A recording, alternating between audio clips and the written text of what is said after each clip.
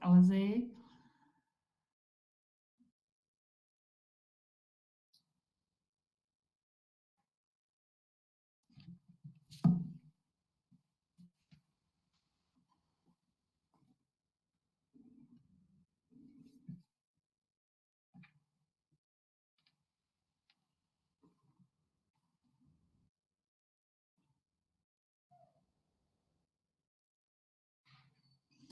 Tak ještě jednou všem krásný dobrý večer. Já vás tady vítám na našem online setkání, které vlastně se uskutečňuje tradičně touto dobou a vlastně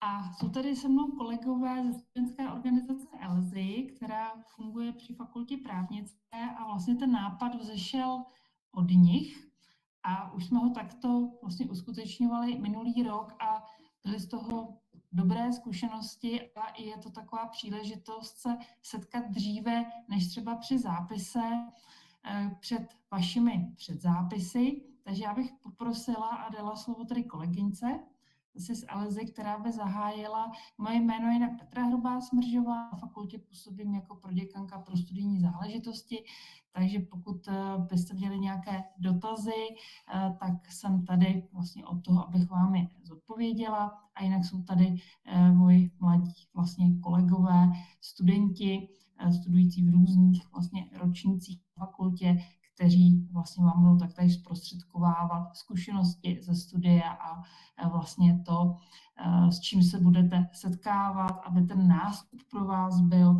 co nejsnažší. Takže předávám slovo. Děkuju. Tak já bych vás tady moc všechny chtěla ještě jednou přivítat a moc vám poděkovat za váš zájem o tuhle akci.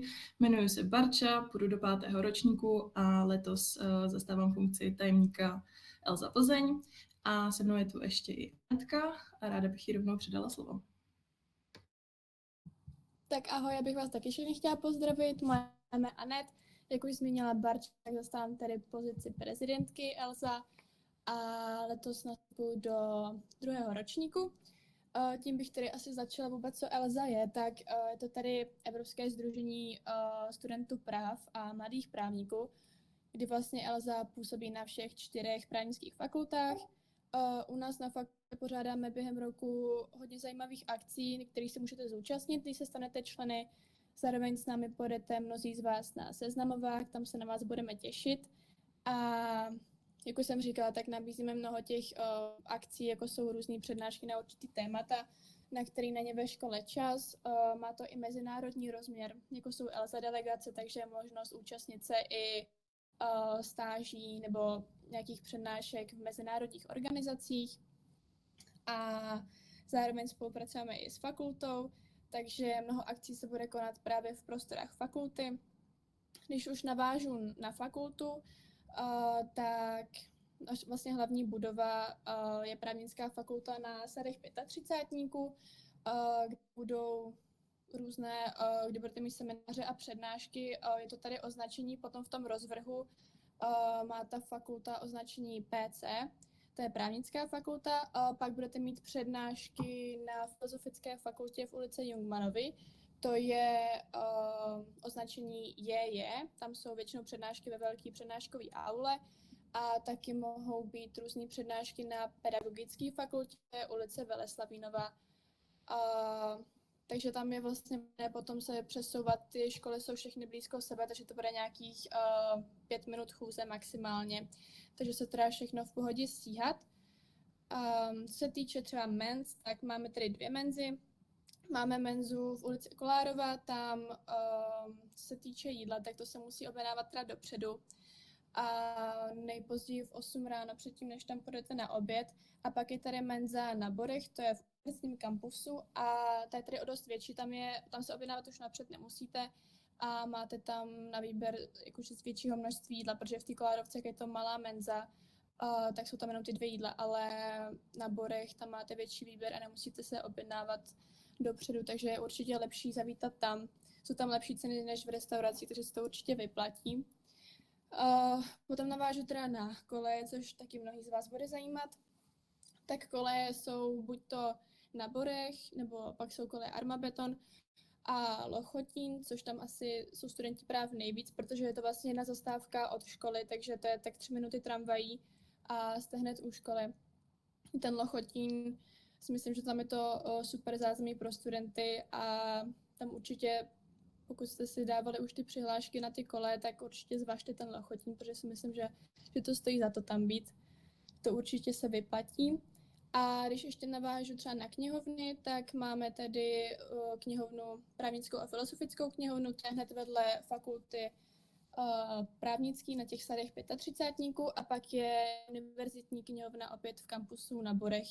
Ta je o dost větší, ale tam je to jedno, kam asi budete chtít, ale když tak, abyste věděli, že tady tyhle ty knihovny můžete využívat.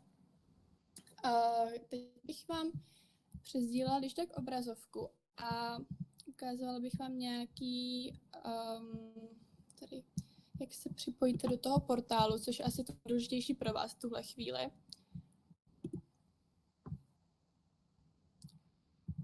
Když tak jestli je to vidět, se zeptám jenom. Je to vidět. Je to Super. vidět. Super. Tak jo, takže já bych začala tím, že vlastně do systému se tady přihlásíte, zadáte tam to svoje osobní číslo. To už vám asi přišlo... Je vygenerované a mělo to všem přijít, takže určitě začíná R25 a potom je tam buď to M pro magisterský studijní program, nebo B pro bakalářský, nebo N pro navazující a je tam nějaké číslo a končí to P. Takže všichni by ho měli znát a mít. Tak jo, super. Takže takhle každý máte to své číslo, kterým se potom budete do toho portálu, tam uživatelské jméno a číslo a v tom portálu tady to číslo máte zobrazený. Co se týče předzápisu, tak vás předzápis čeká 19. srpna od 5 hodin od rána, kdy si to zobrazíte v tom portálu tady jako grafický předzápis a tady máte na výběr ze všech předmětů. Vy jako prváci máte už předvolené povinné předměty, které si měnit nemůžete, ale můžete si sestavit rozvrh z těch povinně volitelných předmětů a zvolitelných předmětů, kdy povinně volitelné předměty jsou tady ty modře zobrazené. Můžete si vybírat i z předmětů, které jsou určené třeba pro druhý ročník, pro třetí ročník a pro ostatní. Takže ty si budete volit a můžete si volit i volitelné předměty, to jsou tady ty zeleně zobrazené. Těch může být tedy maximálně za těch 5 let toho studia, tak může být maximálně 15 kreditů. Já jenom doplním, Anetko, že to je pro magisterský studijní program, pro bakalářský je to 9 a pro navazující magisterský na ten bakalářský, tak je to mnohem méně, je to 6 za celé studium. Takže většina asi přihlášených předpokládám, že půjde do toho magisterského, takže za celých těch 5 let máte teda k dispozici 15 kreditů pro předměty typu C, tedy ty volitelné. Děkuju. Taky děkuju. Tak, teď budu tady pokračovat, takže když si budete chtít zapsat ten předmět, tak si tady rozkliknete na ten předmět, tak tady ten zrovna ne, ten už mám splněný, tak tady dáte vybrat, předmět se vám ukáže tady v tom okýnku, kde máte rozepsaný váš rozvrh a tady ten předmět například už by nešel zapsat, protože nemá rozvrhovou akci, nebo teda protože je už plně obsazený, takže takovýhle předmět si zapsat nemůžete. Ale já když zkusím najít nějaký, který nebude plnej, dám vybrat. Tady mám ten předmět, tady si ho zakliknu a důležitý je pokaždý, co si vyberu ten předmět, tak musím dát uložit změny. Kliknu na uložit změny a tím se mi ten předmět zapíše. Pokud nezmáčknu na to uložit změny, tak se mi ten předmět nezapíše a nebudu ho potom mít v tom rozvrhu. Tím pak nemůžu ho splnit, když tam nebude zapsaný. Takže vždycky je důležité, abyste si ten předmět vždycky zakliknul, vybrat. Tady si ho zakliknu potom, když tady to bude volný, zakliknu a dám uložit změny, aby se mi to do toho rozvrhu zapsalo, jinak byste ho tam vůbec neměli. Co se týče těch povinných předmětů, tak je budete mít zapsaný. Marta, No, jsou tady dotazy. Já se strašně moc omlouvám, že do toho skáču, ale teda tím pádem nemůžeme si dopředu naklikat všechny zvolené předměty a poté dát uložit změny. Musíme jednotlivě každý předmět. Ano, je tomu tak. To, o čem mluvíte, je potom možné, až budete postupovat a budete si dělat předzápis třeba do druhého a dalších vyšších ročníků. To je potom takzvaná funkcionalita předzápis zápisu, kdy vy si vlastně jakoby vyberete, navolíte dopředu to, co chcete a potom na jedno kliknutí vy jste si to zapsali, ale u prvních ročníků toto prostě nefunguje. Jo, je to dáno už tím, že ty povinné předměty jsou předzapsány studijní oddělení a vy si jenom dáte povinně volitelné nebo ty volitelné předměty. Takže musíte vybírat jakoby jeden předmět po druhém. Tak. Děkuju. Možná ještě bych jenom doplnila, když byste si vybírali ty povinně volitelné a volitelné předměty, i z vyšších ročníků je to možné. Přečtěte si prosím pozorně popis, hlavně požadavky na ten předmět. Častá chyba bývá, že třeba studenti si něco navolí a pak zjistí, že je to v cizím jazyce. Jo, takže sledujte i v jakém jazyce se ten předmět vyučuje, aby potom nebyl problém, protože co si zapíšete, tak je pak pro vás závazné a máte to plnit. Jo. Takže pozor na to. To je všechno možné, ale třeba pečlivě prostě zvažovat, co se zapisujete, zdali máte ty předpoklady pro splnění a zdali byste mohli ten předmět potom splnit. Tak děkuji, předávám slovo Anetce. Tak já děkuju. Když navážu teď na ty povinně volitelné předměty, tak ty tady zahrnují předměty odborné, cizojazyčné a dovedností, kdy je nutný splnit určitý počet kreditů, co se týče například těch cizojazyčných, to máme napsané tady, tak je nutný splnit 8 kreditů za celých těch 5 let nebo 5 let toho studia, co se týče magisterského programu. Teď popravdě nevím, jak je to u bakalářského programu, to jestli by mě mohla proděkanka doplnit. Tak já jenom jsem se tady teďka zamyslela, jestli byste to mohla ještě jednou zopakovat, tady technikou počítače. Jo, určitě. V tom magisterském programu je nutno splnit 8 kreditů, co se týče cizojazyčných předmětů. Ano. Je to 8 kreditů, ale plníte to v průběhu celého vašeho studia, jo? Čili za těch 5 let. A zpravidla ty cizojazyčné předměty vždycky začínají s kratkou A na začátku, jako A většinou jsou v anglickém jazyce, ale některé jsou třeba i v německém. A každý ten předmět zpravidla mívá ohodnocení 4 kredity. Kredit vlastně vyjadřuje zátěž pro studenta při plnění toho předmětu. Tak děkuju. Já bych jenom ještě do toho rychle skočila, jenom jestli by si mohla Majda vypnout mikrofon, protože nás to trošičku ruší. Majda Štampachová. Jo, super. Tak, Děkujeme. Takže to se týče těch cizojazyčných, takže to je potřeba teda těch 8 kreditů za celou délku. Ano.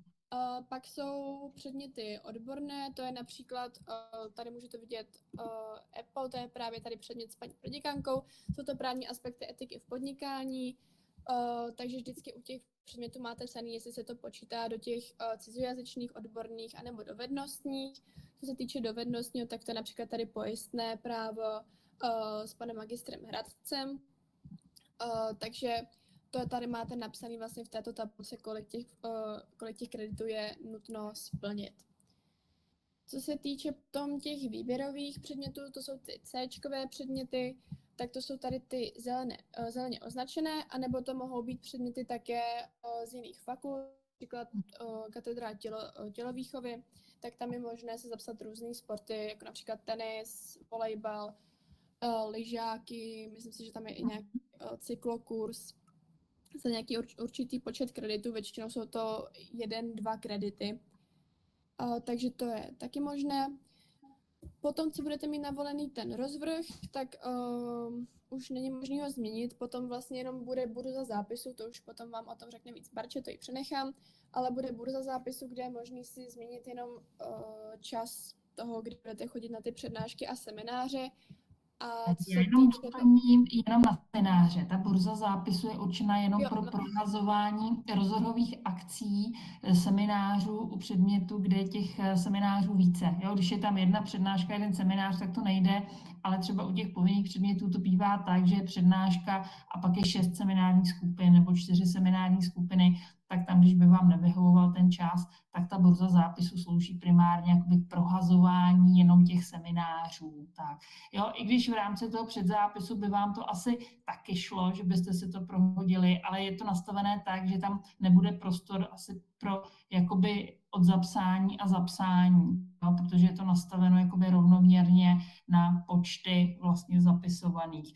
Takže ta burza zápisu to jistí. Bude to první 14 dnů vlastně v semestru. Semestr jinak začíná 15. září, výuka jako taková.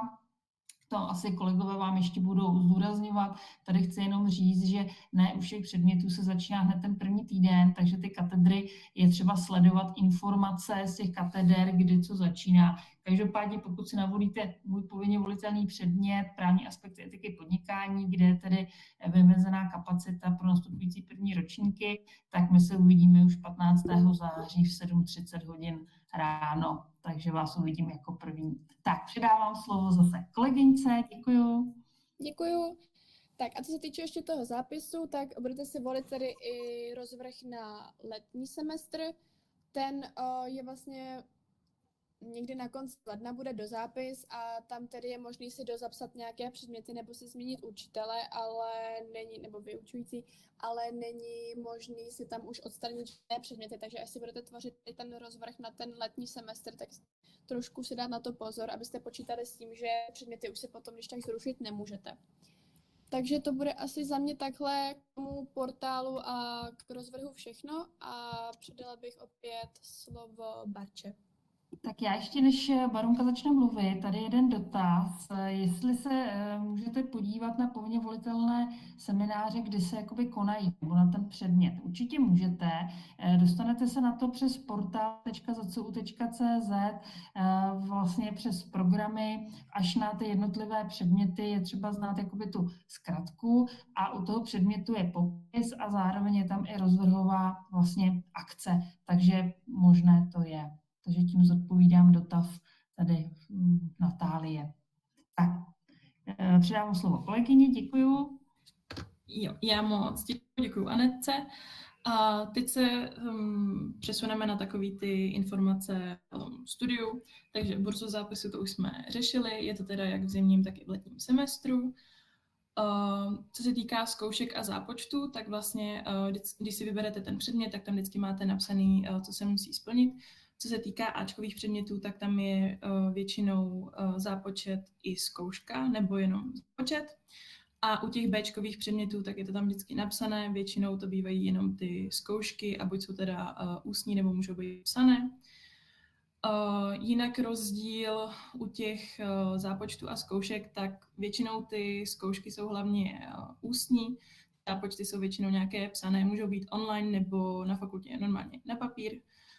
Záleží na tom daném vyučujícím. Může taky se nastat, že zápočty můžou být splněny třeba za aktivitu, může to být buď když jste třeba aktivní v té hodině, tak vám dají bod a za určitý počet bodů dostanete zápočet, nebo tam může být nějaká prezentace ve skupině, nebo třeba nějaká esej. Vždycky záleží a je důležité chodit na ty první semináře a první přednášky, kde se vlastně dozvíte všechny informace, jak o těch zkouškách, zápočtech, jak je to zakončené. Občas vám třeba i řeknou rovnou, kdy může být ten předtermín, což je vlastně první termín toho zápočtu, který se nezapočítává do počtu těch zápočtů, protože máte vlastně jenom omezený počet zápočtů i zkoušek, vlastně vás pustí jenom na 3x na přihlášení. A taky je důležitý zmínit, že když se přihlašujete na ty zkoušky nebo zápočty vlastně v portále, tak můžete se jakoby přihlásit a odhlásit maximálně, myslím, 5krát, pak už vás to vlastně jakoby nepustí, takže rozhodně je důležitý si rozmyslet, na který ten termín chcete. Samozřejmě může se stát, že se na ten termín, který chcete, nedostanete, protože se to vlastně spouští v nějaký čas a může se stát, že vám ten portál vlastně vypadne a pak je strašně důležité si najít nějaký rychlý datum, to se taky může stát.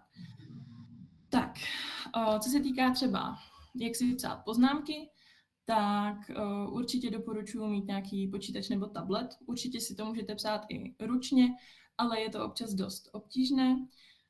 Na určitý předměty tak máme vlastně, buď je učebna, nebo je Moodle a někdy vám tam vlastně nahrávají přednášky, takže tam máte vlastně prezentace, ale dost často se stává, že ty prezentace nejsou, takže rozhodně doporučuji tam chodit a zapisovat si. Jinak existují vlastně takový 2 portály, je to Matroš a Primát, kdy tam vlastně ze starších ročníků dávají ty dokumenty a poznámky, ale rozhodně doporučuji si psát ty vlastní, protože jak už je to vlastně, jsou ty dokumenty starší, tak tam může být spoustu chyb, máme novely a tak abyste nepřišli na zkoušku, nemysleli jste si, jak to vlastně umíte a zjistíte, že už vlastně není dávno platný. A tak tež možná ten, kdo je pořizuje, jakoby ty záznamy a dává, tak třeba nemusel úplně všechno zachytit dobře, takže i tam potom může být chyba a ono potom se to pozná, když většina lidí píše úplně stejná, dejme tomu sousloví a není to v pořádku. Jo? A obzvlášť třeba ta zastaralost ve finančním právu, ke kterému dospějete všichni, až přijde čas, buď to ve 4. ročníku, anebo v bakalářském studijním programu, to je ve 3. ročníku, tak tam se ty změny opravdu dějí i v průběhu roku několikrát. Takže z mojí osobní zkušenosti je, že ti, co chodí na přednášky, tak mají ty aktuální informace. Jinak samozřejmě existuje učebnice, ale ne všichni že chodí.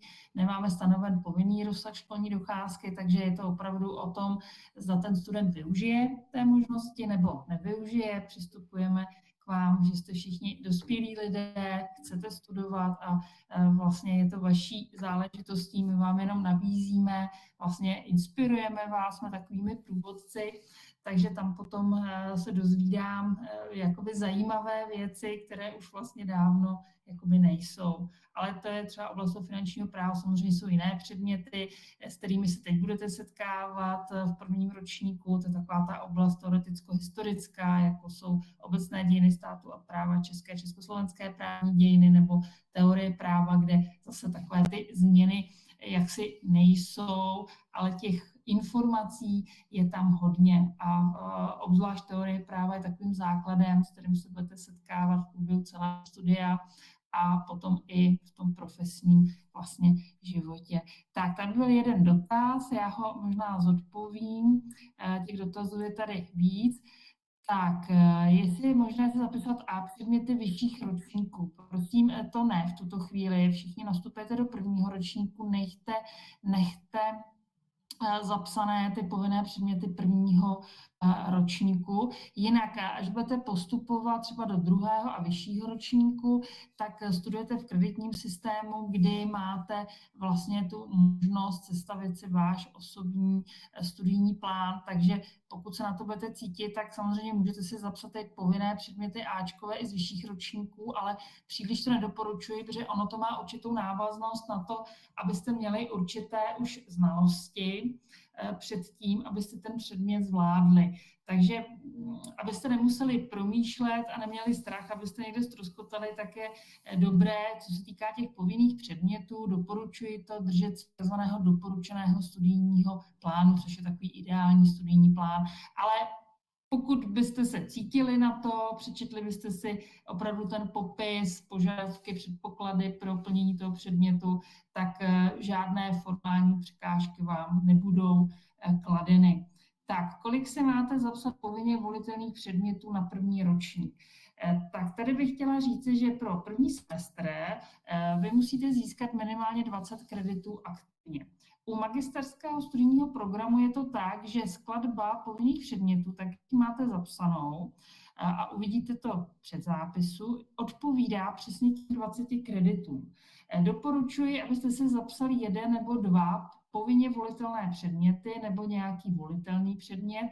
Když byste nějaký ten povinný předmět nesplnili, abyste mohli něco dalšího plnit, protože jinak v únoru je mezní termín pro plnění povinností a v okamžiku, kdy vy nezískáte těch 20 kreditů, tak neprojdete studijní kontrolou a to studium vám bude ukončováno. Takže určitě je dobré, abyste se zapsali, já bych doporučila dva předměty typu B, čili povinně volitelné, nebo to může být kombinace předmět typu B nebo C.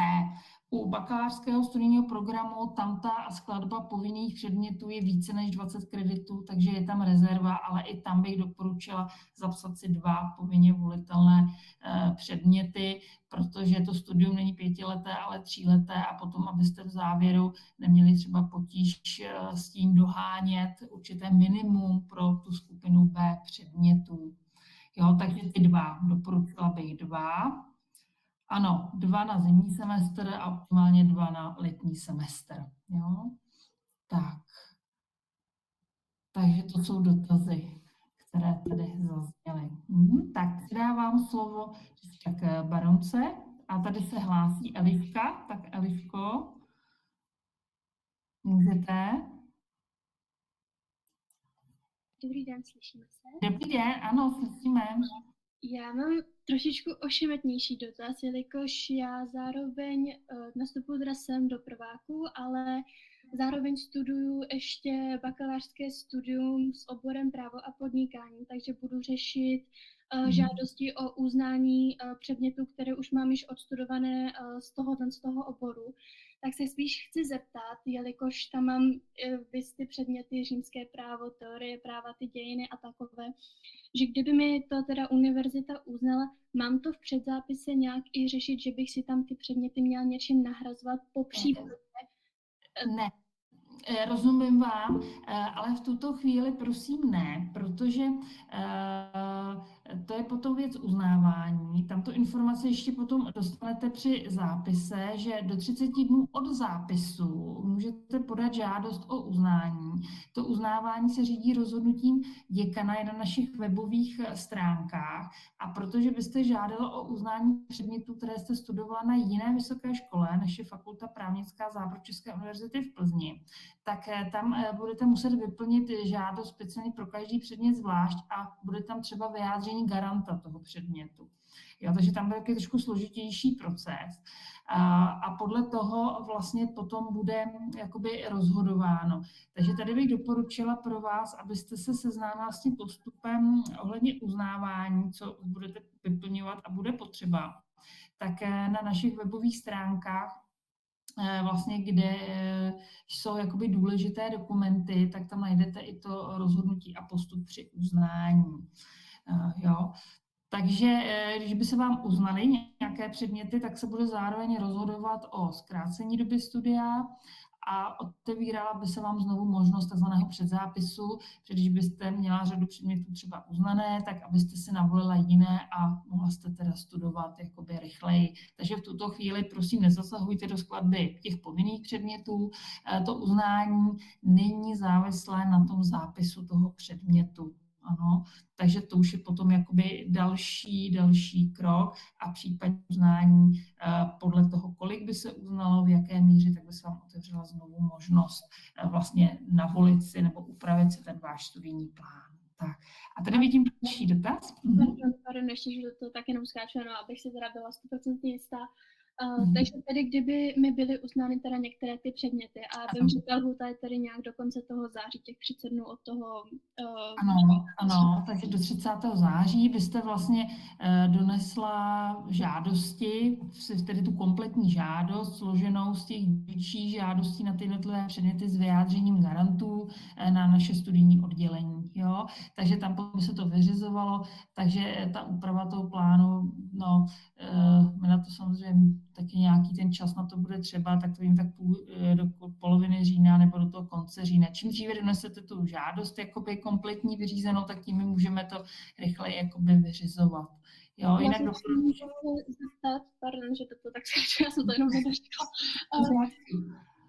Že tedy, kdyby se teda otevřela ta možnost toho předělání, toho rozvrhu, A řešilo by se to třeba nějak začátkem toho října, až bych teda dodala veškeré ty podklady.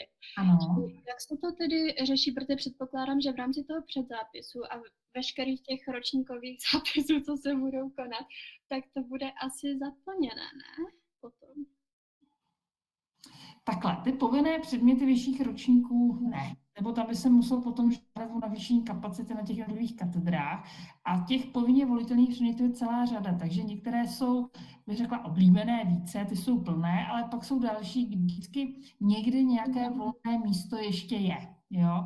Ale bohužel nemůžeme úplně jak si uspokojit všechny třeba zájemce, protože tam ta kapacita je daná, takže ti, kdo přijdou jakoby dříve, tak mají a ti, co přijdou později, tak už musí vybírat jakoby z těch jiných předmětů. Tak. A ještě se zeptám, ty žádosti můžu to když tak rovnou podat při zápisu do studia? Ano, je to možné. A to je, bych řekla, nejdřívější chvíle, kdy to můžete učinit. Jo, předtím nikoli. Takže až okamžikem zápisu se vlastně stáváte studentkou, takže můžete to donést na zápis. Dobře, děkuji moc. Takže mrkněte na to rozhodnutí, tam jsou i vlastně jaké typy žádosti a jak se postupuje, abyste si to mohla vlastně rozmyslet i třeba připravit. Jo? Takže rozhodnutí děkana, postup při uznávání předmětů a vás se bude týkat uznávání předmětů z jiné vysoké školy než z fakulty právnické. Jo? Je tam třeba vyjádření garantů. Ano, děkuji. Prosím, a tady vidím dotaz, co přesně znamená, když předmět nemá rozvrh. To znamená, že ten předmět se v daný semestr, v daný akademický rok vůbec nevyučuje. Takže pokud budete činit předzápis a budete si chtít něco zapsat, tak lze zapsat pouze předmět, který má rozvrhovou akci, čili se učí, protože katedry třeba můžou hodnout, že některý předmět nebudou vyučovat, tak proto nemá rozvrhovou akci. A potom ještě druhá věc je, že lze zapsat předmět, který má nejenom rozvrhovou akci, ale je tam i volná kapacita. Pokud ta kapacita je plná, nepůjde vám to zapsat, tam je jediná možnost obrátit se na sekretariát té příslušné garantující katedry, zdali by nenavýšili ještě kapacitu. A vidím, že se tady hlásí František, takže Františku. Ano, dobrý den, slyšíme se? Ano, slyšíme. Jo. Já jsem tady zahlíd otázku v chatu, jste nepřečetla, tak ji zopakuju jenom, jestli se tady ptal někdo, jestli se tenhle předpis týká i zimního semestru, nebo jenom letního, nebo jak to funguje s tím dozápisem, jak jste zmiňovala? Ano, děkuji. Ten předzápis se týká jak zimního semestru, tak i letního semestru, takže týká se to celého akademického roku. Jo? Takže určitě doporučuji zapsat si 2 předměty na zimu a 2 na léto. Jo, dobře, super, děkuji. Jo, takže volíte na celý akademický rok. Jinak maximální, jaksi možná výše kreditů, tak doporučuje se 60, ale maximum je 75, takže minimum jsou 2 předměty, ale možná někteří budou chtít si zapsat více. Ten systém vám to umožní, pokud tam bude rozvrhová akce a bude tam i kapacita. A vidím, že se tady hlásí, první byl Jan, tak Jene a potom se hlásila Magdalénka. Dobrý den, já bych se chtěl zeptat, já koukám na ten rozvrh a ve čtvrtek mám 2 předměty ve stejný čas. Tak ano, děkuji. Já osvětlím. Ony totiž ty předměty jsou jednou za 14 dnů, takže na první pohled to vypadá, že jsou ve stejný okamžik, máte být na 2 místech, ale jeden předmět je v lichý týden a ten druhý je v sudý. Takže vy budete chodit ten čtvrtek každý týden vždycky na něco jiného. Jo? Takže to je v pořádku. Super, děkuji moc. Tak a Magdalenka se hlásila? Já jsem se ještě chtěla zeptat, jak jste říkala, že volíme na zimu i na léto, tak například případová studie, nebo jak se to teďka přesně jmenuje, tak to jakoby je první část a druhá, pochopila jsem to dobře, takže končí to zkouškou a já kdybych v zimním semestru nedala tu zkoušku, tak jak se potom postupuje v tom letním? Výborný dotaz, děkuju. Ono třeba těch předmětů je více, že v tím semestru je 1 a v letním semestru je 2. Tak, vy si můžete zapsat třeba jenom tu 1, nemusíte se zapisovat 2. Nebo můžete si zapsat třeba 2, ale to je takové docela jakoby nesmyslné. Nicméně, pokud si zapíšete 1 i 2 a nastane situace, že nezvládnete splnit v zimním semestru tu 1, nic se neděje, v letním semestru budete chodit na tu 2, neexistují prerekvizity, takže vy můžete klidně plnit dříve ten předmět s 2, než třeba splníte ten předmět s 1. Tam je důležité, že v rámci toho akademického roku ten akademický rok začíná 1. září a končí 31. srpna. Takže předměty ze zimního semestru, když nesplníte v zimním semestru, tak můžete plnit do konce akademického roku, jo? Čili do toho konce srpna. Takže když by nastala ta situace, neměla byste 1, tu 1 byste plnila třeba, já nevím, v srpnu, když pokračuje zkouškové období, tak v červnu byste mohla splnit tu 2. Jo, určitě u těch předmětů, kde jejich jaksi jsou více semestrální a jsou označeny 1, 2, 3, ale máme i předměty třeba 1, 2, 3, 4, tak je takové doporučené, abyste plnili 1, 2, 3, 4, že to na sebe jakoby navazuje.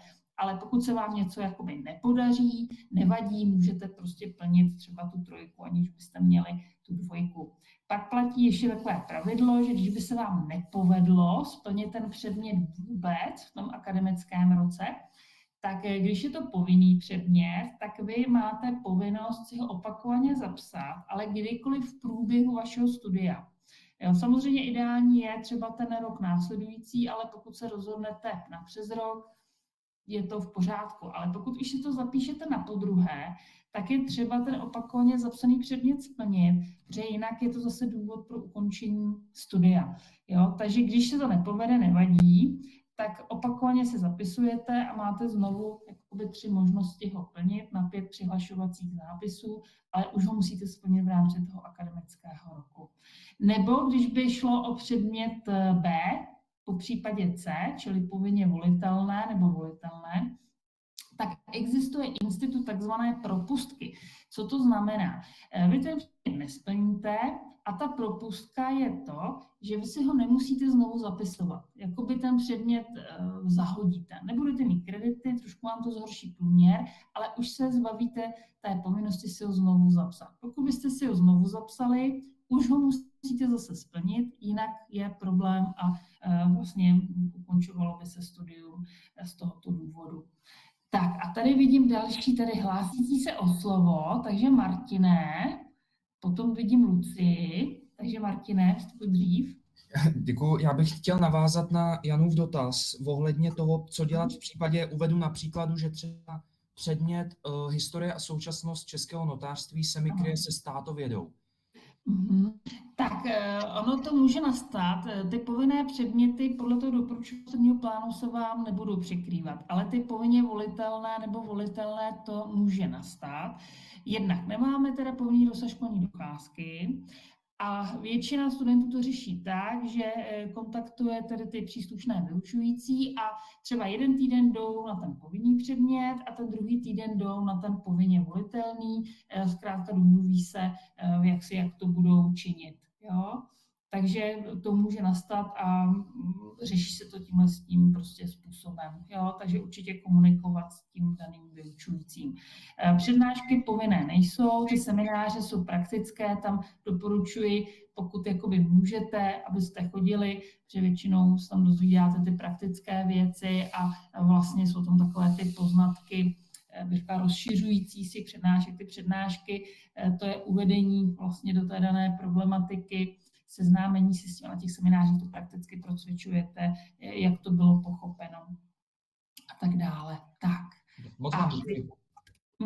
Vidím tady Lucii. Tak Lucie. Dobrý den. Já se chci zeptat, jestli teda za žádných okolností nejde třeba odepsat nějaký předmět, protože když je právě třeba 1 a 2, ale já vlastně teďka vůbec neznám toho vyučujícího a zapíšu si 1 i 2 a pak vlastně zjistím, že ten předmět mě vůbec nebaví nebo mi nejde, nebo to vůbec není to, co jsem si představovala, tak už tu 2 nemůžu odepsat. I když už tam třeba nechci chodit, jestli to dává Jo. Myslíte u těch povinně volitelných nebo volitelných, ne těch povinných, ty musíte. No, takhle. Vy volíte a nesete jakoby tu odpovědnost. Podle studijního zkušebního řádu Západočeské univerzity lze dozapisovat nebo rušit zápisy pouze vlastně ze závažných důvodů. Jo. Teď mě nenapadá žádný jakoby důvod. Jo. Takže tam spíš uvážlivě si zapsat. Nebo možná by vám mohlo pomoci, že zapíšete 1 a uvidíte a když vás to chytne, tak třeba na přes rok si zapíšete i tu 2. Jo, takový opatrný postup. Jako. Jo. Dobře, děkuju. Jo, prosím. Tak, já mrknu, jestli něco máme tady. Tak, tady je dotaz. V případě vyhovění odvolání na magisterské studium je možnost zapsat pouze předměty, které byly volné po předzápisu, nebo je to řešené nějak jinak? Tak, pokud by bylo vyhověno odvoláním, tak budeme řešit po zápisech podle toho, jak bude vlastně volná kapacita a ta odvolání zase budou řazena v sestupném pořadí podle vlastně bodové úspěšnosti v přijímacím řízení. Tak pokud by vlastně ty osoby byly přijaty, tak povinné předměty zase nahraje studijní oddělení a budou mít možnost zase předzápisu, ale tam už může být to riziko, že ty oblíbené předměty nebo takové ty žádané už budou plné, takže už budete si muset zapisovat ty jiné předměty, kde bude volná kapacita. Takhle. Tak a tady je dotaz, kde se najdou časy těch B předmětů. Tak podíváte se vlastně do toho portálu, kde se vám vlastně rozbalí jako ten doporučený studijní plán, takže až poběží předzápis, tam uvidíte už předzapsané ty povinné předměty pro 1. ročník, ale budete tam mít i vlastně skladbu těch povinně volitelných pro 1. ročník, anebo byste se tam vlastně pohybovala pro ten 2. ročník a když si kliknete na ty předměty, tak tam byste měla vidět i vlastně ten čas, kdy vlastně se učí, anebo můžete jít jinou cestou přes popis předmětu, jakoby prohlížení předmětů. A tam je popis předmětu i třeba zařazení ve studijním plánu a pak jsou tam rozvrhové akce. Takže ono to jde se jakoby proklikat vícero způsoby. A vidím tady Barborku, která se hlásí. Barborko. Ano, dobrý den. Já bych si chtěla zeptat ohledně těch povinných áčkových předmětů, jestli je možné u nich změnit ty vyučující. Myslíte semináře? Přednášky nikoliv, ale ty semináře. Takhle, ten předzápis vám to bude umožňovat, ale je tam to tak, že je to teďka rozčleněné, vy jste jakoby rozčleněni do kroužků, takže tam nebude jakoby možnost, že vy si to zrušíte, to vám půjde jakoby zrušit, ale je otázka, jestli vám bude zapsat nějaká jiná rozvrhová akce. Jo, jestli tam bude volná kapacita. Jo, rozumím. No já jsem to teďka právě zkoušela a jakoby zapsat mi to, nebo navolit mi to tam jde. Otázka je, jestli teda půjde potom potvrdit toho 19. že jo? No, teď jenom vy to jakoby vidíte, ale není to aktivní, jo. Takže ten předzápis jakoby funkčně, ano, vám to jakoby umožní, ale jestli vám to půjde, když se zapíšete, abyste se někam jakoby zapsali, jo. Rozumím. Tím pádem, když mě to jakoby toho 19. když si to teďka změním a pak toho 19. mě to vyhodí, tak jakoby pořád se můžu vrátit k tomu, kde jsem byla zapsaná původně. No, jo, mělo by to takhle být. Děkuju. Tak, tady koukám, někdo se chce ještě připojit, takže připojíme. A já se dívám, v tuto chvíli jsme se zopět všechny dotazy, už se nikdo nehlásí, tak já asi přidám slovo Marunce nebo Anetce. Jo, tady Tomáš se hlásí, Tomáši. A Dobrý den. Dobrý den. Já mám spíš takový technický dotaz, když už jsem si založil Orion konto přes ten link, co přišel, myslím, od helpdesku, tak do toho předzápisu přistupuju klasicky z toho portálu přes Orion konto a ne přes to něco přihlašovat s e-mailem.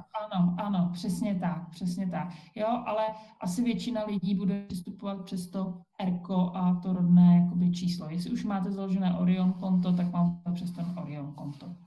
Super, děkuju. Prosím. Tak, Sára?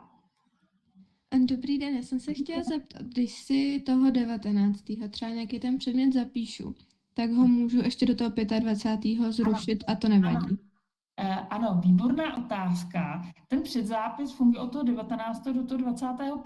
a vy vlastně v rámci toho předzápisu můžete měnit ty své volby. Jo? Takže si zapíšete třeba nějaké béčkové předměty, pak si to rozmyslíte, takže můžete je jakoby zrušit a zapíšete si prostě něco jiného. Ale pozor, jo, když pak něco třeba pustíte, tak už se to může třeba zaplnit, jo, a pak už vyhledáváte třeba i z těch vyšších ročníků nebo nějaké jiné předměty. Takže ty změny v průběhu toho předzápisu jsou prostě možné, jo, a lze je prostě činit tak. Děkuju. Prosím.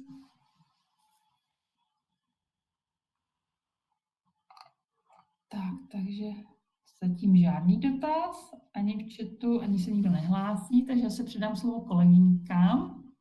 Jo, já moc děkuju. Ještě myslím, že jsme tady jenom neodpověděli na jeden dotaz a to bylo, jestli se termíny zkoušek volí společně s předměty. A tak vlastně nevolí, ty termíny se vlastně vypisují později. Mám pocit, že mezní termín je někdy první týden v prosinci v tom zimním semestru a většinou je to tak, že ty učitelé, teda ty vyučující, tam dávají takový odložený zápis, kdy se vám právě, jako abyste měli všichni možnost se tam přihlásit, tak se to spouští. Většinou je to třeba, že ten zápis je o půlnoci a vy pak musíte prostě do půlnoci být vzhůru a klikat na zapsat. A ještě vlastně, co je dobrá věc, což funguje nově, tak je fronta čekatelů. Když se tam vlastně jakoby nedostanete, tak i tak se můžete zapsat na list a když se třeba někdo odhlásí, tak vás to může na ten termín zapsat. Rozhodně ale doporučuji si to sledovat, protože jakmile se vlastně přihlásíte, nebo by vás to tam přihlásilo, tak odhlásit se můžete maximálně den předem a i přihlásit den předem, takže to je rozhodně důležitý. A napadlo mě, když jsme tady řešili tu rozvrhovou akci a takhle, tak bych vám ještě tady chtěla ukázat, jak to teda funguje.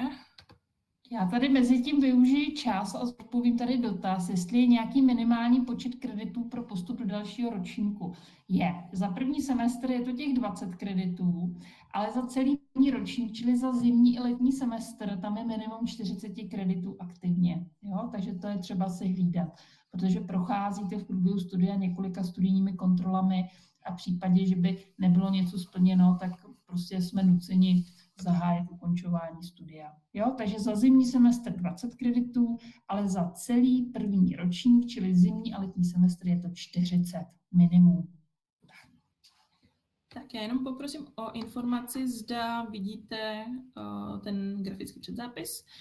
Tak, a když si vlastně kliknete na jakýkoliv předmět, tak se vám tady ukáže syllabus, kde vlastně za prvý máte napsaný třeba způsob zakončení, máte tady celý dlouhý název, máte tady kredity, tady je vlastně vyučovací jazyk, takže čeština, jaký je vyučovaný semestr. Občas se může stát, že ten předmět je jak v zimním, tak letním.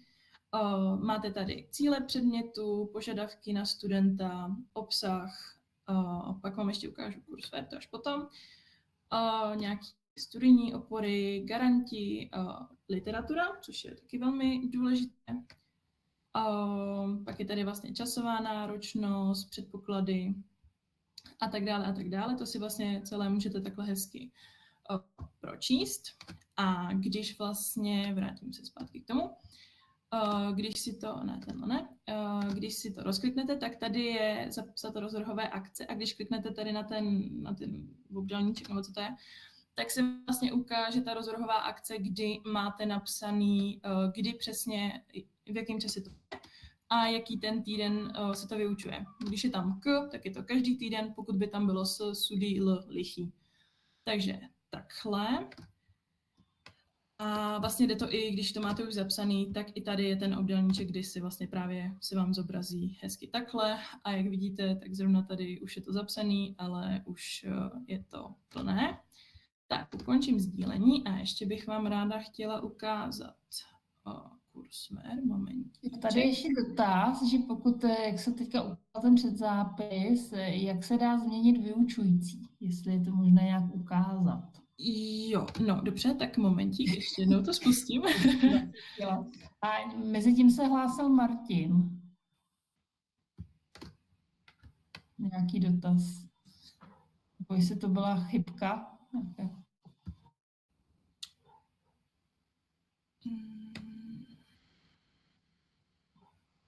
Jo, tady třeba u toho předmětu DeFi, tak tam je jediný vyučující, tak tam jako nejde měnit někoho. Jo? Takže nějaký povinný předmět, kde je víc seminářů. Jo, já teď přemýšlím, že já vám to asi úplně neukážu, protože jak mám splněný všechno, tak asi budu muset poprosit Anetku, jestli by to otevřela, protože jí se tam přeci jenom ukážou. Jo, můžu jenom teda? Jo, já mám otázku, jste na začátku teďka vlastně předtím zmiňovali, že ještě se dají kredity nějak třeba například ten volejbal a takovýhle, to se taky předzapisuje tady? Nebo ano, v rámci předzápisu je to pod katedrou tělesné výchovy KTS. Ono ještě, jak vlastně začne běžet ten předzápis, tak já vás ještě obešlu těmi zajímavými jakoby odkazy, třeba konkrétně i na tu katedru tělesné výchovy s její vlastně nabídkou. Takže tam potom vy si musíte dát vyhledat předmět a hledáte vlastně pod tím KTS to, co chcete, jestli nějaký volejbal, je tam třeba i kondiční posilování, judo, tenis, je tam, ta nabídka je docela bohatá. Jo? Takže to se musí vyhledávat. Takže to tady nevidím teda.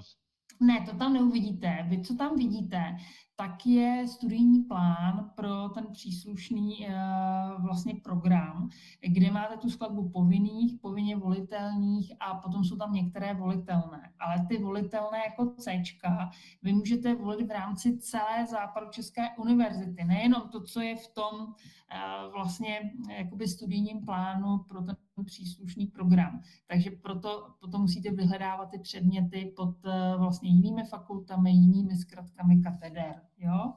Takže takto. A to pak teda zašlete nějaký ty, jste říkala?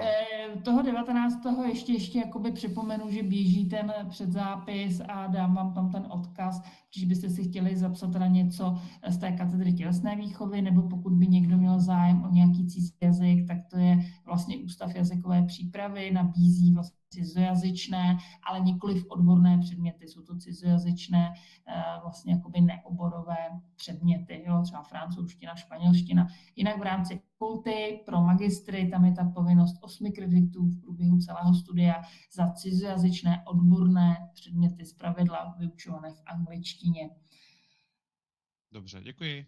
Tak, prosím, tak teď jsou nějaké ještě dotazy, zda jsou nějaké předměty, které se doporučí si obecně zapsat pro první ročník. Tak určitě ano a vy to uvidíte vlastně pro toho doporučeného studijního plánu, vlastně to jsou ty světle vlastně zelené, tam je hodně těch předmětů, ale můžou to být i vlastně předměty z vyšších ročníků.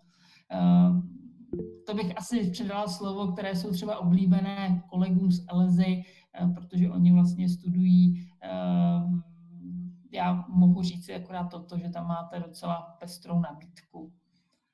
Tak. Jo, Eliška se hlásí. Já se chtěla zeptat tomu zimnímu a letnímu semestru, jak se teda budeme přihlašovat. Tak v rámci toho přihlašování to je, že vysloveně tam je nějaké jako okno, které mě pošle jakoby na tu kolonku toho zimního semestru a pak okno na toho letního semestru, nebo to dělám všechno jako dohromady naraz? To děláte jakoby naraz, na zimu i na léto a tam je důležité jakoby nejdřív jakoby vybrat a potom ještě potvrdit tu volbu jako uložit, jo. Protože když si třeba jenom studenti vyberou, ale neuloží, tak se jim to vlastně nezapíše. Jo? Ani potom jako je, že si to zapisovali, ale oni si to nezapsali, oni si to jenom vybrali a nepotvrdili jakoby uložit. Ne, spíš jsem to myslela v tom, že mě se nejde přihlásit do Orion konta, to budu pak řešit později. Takže já teda nevím, jak to tam vypadá. No tady si je nasdílená ta vlastně jakoby obrazovka. Já jsem chtěla právě říct, že tady vlastně máte zimní semestr a jsou tady vlastně ty, co už tam budete mít jakoby zapsané, tady je letní semestr a tady vlastně všechny tyhle, co tady máte, tak jsou na zimní, tady jsou letní a to samozřejmě pokračuje i v tom druhém, ve třetím ročníku a takhle. Občas se stane, když to třeba rozkliknete, že tam může být tenhle zrovna třeba nemá, ale nevím, kdo to bylo, myslím si, že občas tam je právě, že nad sebou jsou, jo, třeba tady, že máte, že to může být jak v zimáku, tak v letňáku, že si můžete přímo vybrat, ale většinou je to tak, že jsou prostě v zimním jsou na zimní a v letním na letní. Jo, většinou Takže to teda není jakoby taková ta kategorie, že prostě je tam vysloveně vyčleněný, že teď tady bude skupinka předmětů, která jde pouze jakoby jenom v tom zimním semestru, že prostě jenom musím kliknout na jakýkoliv ten předmět a tam uvidím, jestli je to pro zimní nebo letní a tam buď pokud jsou obě možnosti, tak si z toho vyberu. Takhle, já bych chtěla jakoby říct, že pokud je předmět s oběma možnostmi, tak většinou se vyučuje jenom v jednom semestru. Jo? Takže vám půjde zapsat jenom to, kde je rozvrhová akce. Takže když byste si vybrala předmět, kde je, že třeba je pro zimní i letní semestr, ale pro zimní semestr nebudeme mít rozvrhovou akci, nepůjde vám to zapsat, půjde vám to zapsat až na ten letní jakoby, semestr. Jo? Ale většinou by ty předměty měly být jakoby rozvrhované nebo jakoby na ten jeden semestr. Jo? Zpravidla to tak je. A ty katedry opravdu vlastně to učí jenom v jednom semestru, ne v obou. Dobře. Jo, zkrátka zjistíte to, buď vám to půjde zapsat, nebo vám to nepůjde zapsat. Jo, nepůjde vám to zapsat, buď je plná kapacita, anebo prostě tam není rozvrhová akce. A tady vidím Michala, že se hlásí. Michale. Jo, dobrý den, já jsem se chtěl jenom zeptat, jak na tom sdílení obrazovky, tak vy když najdete vlastně na ten předmět, tak já tam vlastně jako to vybrat jako nemám, ale to je asi kvůli tomu, že ještě není otevřený ten předzápis. Ano, on není aktivní. Vlastně tady kolegyňky z LZ, tak vlastně on jim ten předzápis běží až do konce srpna. Jo? Takže oni to mají jinak. Jo? Vy jste jiná jakoby předzápisová skupina.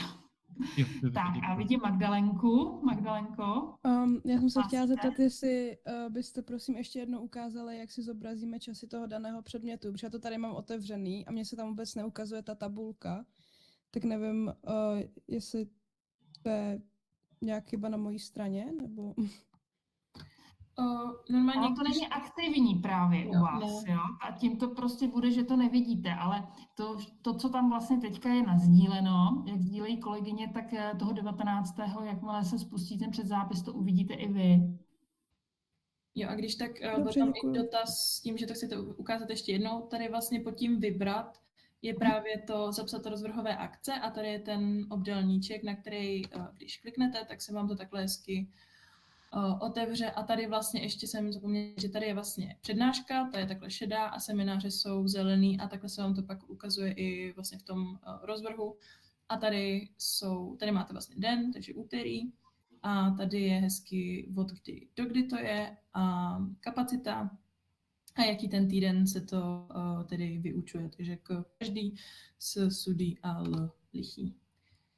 Jinak v chatu Lucie vlastně s Ellen vlastně říkají, že to lze vidět nejenom takhle v předzápisu, ale i přes prohlížení přes ty předměty jakoby v portálu. Jo, ty časy tam se proklikáte.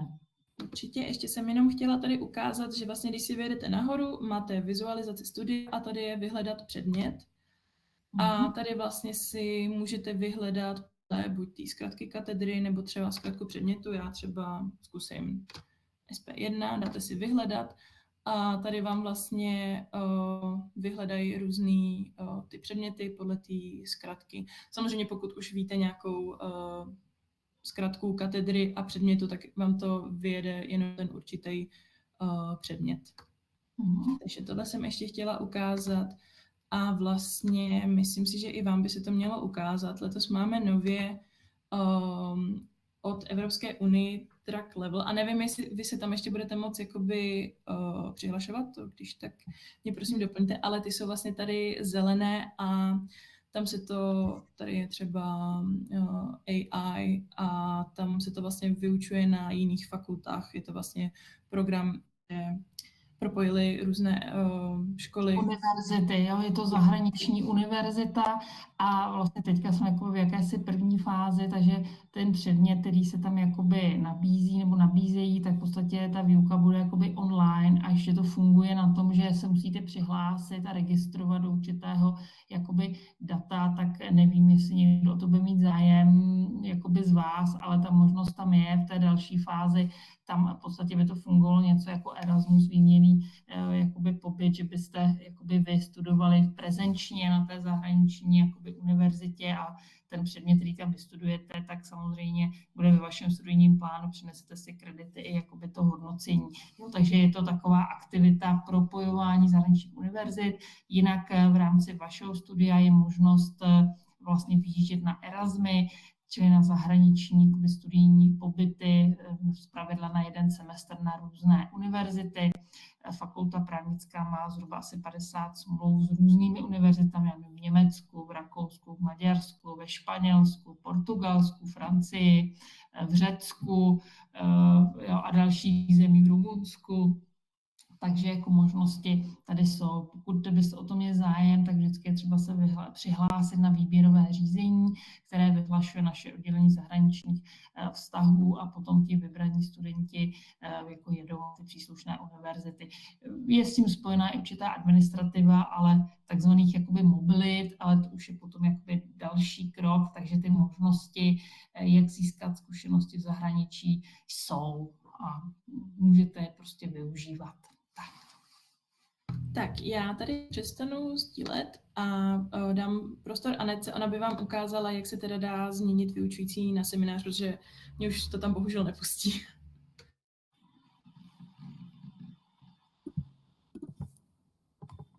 Jo, já tam rychle jenom přesdílím tu obrazovku, jestli mi to půjde.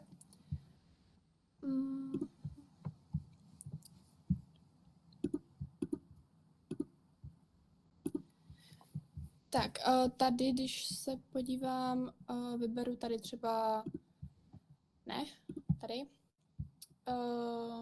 čekat, tady obchodní právo. Ani můžeš si jet v tom rozvrhu a když to rozklikneš, tak to bude vidět, ten seminář. Tady? Takhle. Jo, a když vlastně odškrtneš tu jakoby fajfku, jo.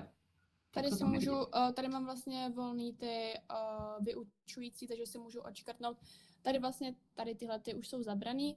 Tady vidím volný, zaškrtnu si a tím si navolím toho vyučujícího. A samozřejmě zase musím uložit ty změny, aby se mi to do toho rozvrhu zapsalo. Takže takhle se to dá potom odkliknout a tím si to zapíšu nebo odepíšu.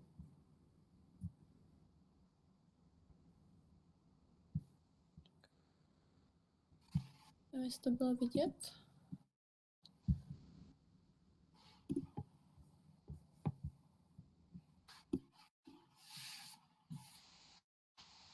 Stačilo to takhle ukázat, nebo ještě nikdo neví, jak?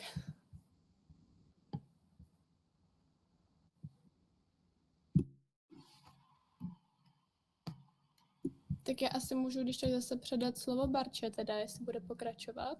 Jo, děkuji, doufám, že jste to teda všichni viděli. Ještě bych vám chtěla ukázat Courseware. Doufám, že jo, vidíte. Tak, vlastně na ten se dostanete i přes ten portál, když si otevřete ten syllabus, tak tam je i právě jako proklik u daného předmětu. A já když teda vezmu tady třeba nějaké ty moje předměty, vezmu to takhle, tak tady máte vždycky zimní semestr, letní semestr a většinou tady, teď se mi nic bohužel neukazuje, ale většinou tady v těch třeba aktualitách tak máte napsaný, kdy začíná vlastně rozvrh toho daného předmětu, protože většinou se stává, že ty semináře začínají vlastně o týden později, takže to tady najdete. Občas, teda většinou se posílá ohledně toho i e-mail, ale občas to napíšu jenom na Courseware, takže doporučuji na ní koukat. Tady v dokumentech vám právě můžou třeba nasdílet prezentace a takhle. A když si rozkliknete ten předmět, tak tohle je zrovna finanční právo. Máte tady hezky vidět vlastně takhle ten přehled. Máte tady i rozvrhy, konzultační hodiny, aktuality. Pak si rozkliknete další, máte tady podmínky absolvování, takže vidíte, že to je zápočet. Není tam vlastně zkouška, protože to je finanční právo 1. Pak máte, když se konají přednášky, takže máte i vlastně takhle hezky napsaný, kdy jsou. Občas, když je to třeba Moodle, tak vám i napíšou konkrétní dny. Pak máme seminář, tady vlastně... Co se týká toho finančního práva, tak tam je důležitá ta kolonka studijní materiály, takže ukážu. No, tak tam je syllabus a tam jsou vlastně rozepsané už jakoby ta konkrétní témata na ten příští akademický rok, na zimní semestr a pak je tam rozpis mých seminářů. Jo. což ještě se tam třídáme s kolegyní, takže ta tam potom taky jakoby dodá ten svůj, takže my jsme už předstihem vlastně to tady takhle jakoby připravili, ale na většině katedér oni mají čas opravdu zahájení výuky a ta bude zahajovaná 15. září, takže teď tam můžou být ještě staré, jakoby ty sylaby je třeba prostě se podívat, jestli je to na ten akademický rok 2025-2026, teď tam ještě možná visí ty staré. A jinak Courseware je takové, bych řekla, velice dobré úložiště, že se vám to tam hezky jakoby řadí a je to přehledné, co tam bylo vloženo nebo nebylo, ale jinak u těch předmětů tam může být ještě otevřený Google Classroom, jakoby učebná, nebo může být vlastně ta podpora skrze třeba Moodle nebo nějaké jakoby ještě jiné programy, i když na fakultě vlastně jsme se jakoby sjednotili, že teda víceméně se používá ten Google Classroom, ale může to být třeba i Zoom anebo Moodle, jo, mají některé katedry. Ale ten Courseware je takový společný jakoby pro všechny a potom v rámci každého předmětu tam je důležité mít ty informace vlastně od toho vyučujícího nebo garanta, jak on si to představuje, co je třeba plnit, kde najdete, z čeho se máte vlastně učit, takže to je potom rozdílné. Tak, děkuju. A ještě vlastně tady teda najdete tu literaturu, takže základní doporučená. Jinak myslím si, že tady nic moc není. Jo, že se píše ve vyhlášených termínech a tady nějaká diskuze, nevím, ani neprobíhalo. Takže komunikujeme ve výuce. takže takhle funguje Courseware, na který buď normálně se přihlašujete přes Orion konto, nebo se tam můžete překliknout přes ten portál přímo třeba u toho předmětu nebo tak. Tak, já bych zase takhle zrušila. Tak a vrátila bych se tady k tomu, co tady mám tak jako napsané. Nevím, jestli je ještě nějaký dotaz teď nový.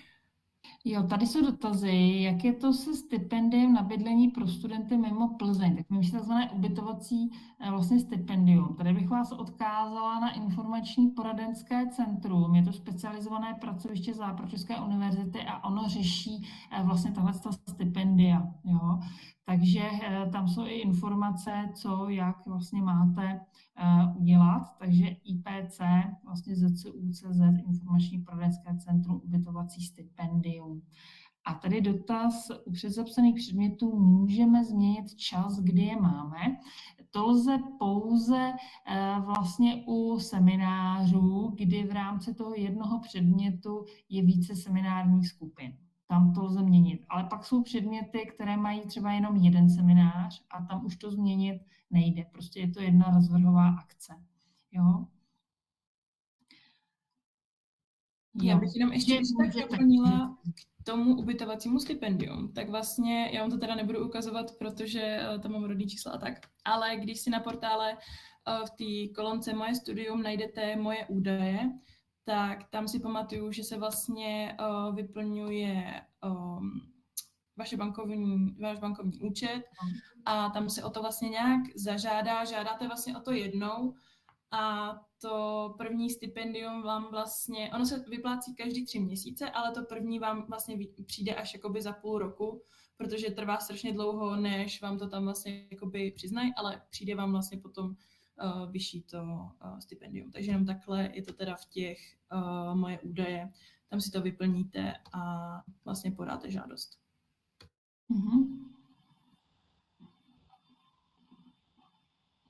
Jo, tady vlastně, když jste na ty stránky informačního poradenského centra, tak tam vlastně jsou informace o těch podmínkách pro získání.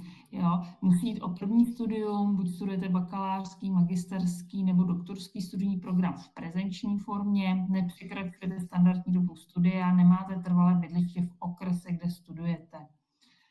Jo. Tam podáváte žádost, podává se elektronicky přes portál Západočeské univerzity. Pokud vám ta žádost je schválená, tak to stipendium je vypláceno po celou dobu studia.